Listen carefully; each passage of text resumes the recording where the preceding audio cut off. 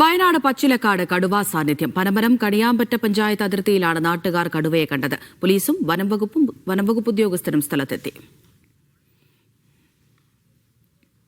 പശുവിനെ പോലെ ഉണ്ടായിരുന്നു. അപ്പോൾ ശരിക്കും നോക്കിയപ്പോഴാണ് ഒച്ച ഉണ്ടാക്കിയപ്പോൾ അത് എന്നെ നോക്കി പേടിച്ചു. ശരിക്കും കണ്ടോ നിങ്ങളത്?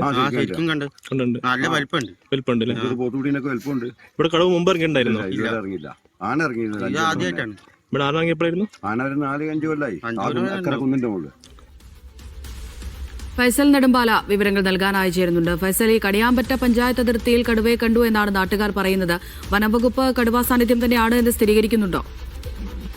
അമൃത, ഏറ്റവും പ്രധാനമായി ആളുകൾക്ക് ആശങ്ക വർദ്ധിപ്പിച്ചുകൊണ്ട് കടുവ തന്നെയാണ് എന്നുള്ള സ്ഥിരീകരണം വനംവകുപ്പിന്റെ ഭാഗത്ത് നിന്ന് ഉണ്ടായിരിക്കുകയാണ്. പച്ചിലക്കാട് പടിക്കം വയലിലാണ് ഇന്ന് രാവിലെ പ്രദേശവാസികൾ കടുവയെ കണ്ടത്. തുടർന്ന് വനംവകുപ്പ് ഉദ്യോഗസ്ഥർ സ്ഥലത്തെത്തുകയും പരിശോധന നടത്തുകയും ചെയ്തു. നിരവധി കാൽപ്പാടുകൾ ഈ ഒരു ഭാഗത്ത് ഉണ്ട്.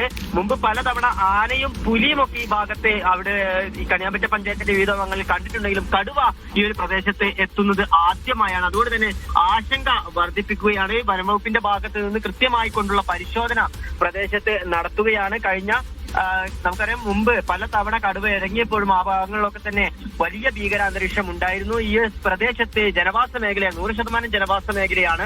അതുകൊണ്ട് തന്നെ എത്തരത്തിലാണ് ഈ കടുവ ഇങ്ങോട്ടേക്ക് എത്തിയത് എന്നുള്ള ആ കാര്യത്തിലൊക്കെ ഇനി പരിശോധന നടത്തേണ്ടതുണ്ട്. ഡ്രോൺ ഉൾപ്പെടെയുള്ള സംവിധാനം ഉപയോഗിച്ചുകൊണ്ട് അല്പസമയത്തിനകം തന്നെ ഈ പ്രദേശത്ത് പരിശോധന നടത്തും. കൂടുതൽ ഇടങ്ങളിൽ ഈ ഒരു കടുവയുടെ കാൽപ്പാടുകൾ കണ്ടെത്തിയിട്ടുണ്ട് എന്നുള്ളതാണ് ഇതിൽ ആശങ്ക വർദ്ധിപ്പിക്കുന്ന കാര്യം. ജനവാസ മേഖലയാണ്, തോട്ടം മേഖലയാണ്, വയലുകൾ ഉൾപ്പെടെയുണ്ട്. അപ്പോൾ നിരവധി ആളുകൾ ഇപ്പോഴും പല ഭാഗങ്ങളിലായി ജോലിക്ക് പോയിട്ടുണ്ട്. അപ്പൊ അത്തരത്തിൽ ആശങ്ക കൂടുതൽ വർദ്ധിപ്പിക്കുകയാണ്. എന്തായാലും വനംവകുപ്പിന്റെ ഭാഗത്ത് നിന്ന് എന്തായാലും എല്ലാവരും ജാഗ്രത പാലിക്കണമെന്നുള്ള മുന്നറിയിപ്പ് പ്രദേശവാസികൾക്കൊക്കെ തന്നെ നൽകിയിട്ടുമുണ്ട്. ശരി ഫൈസൽ.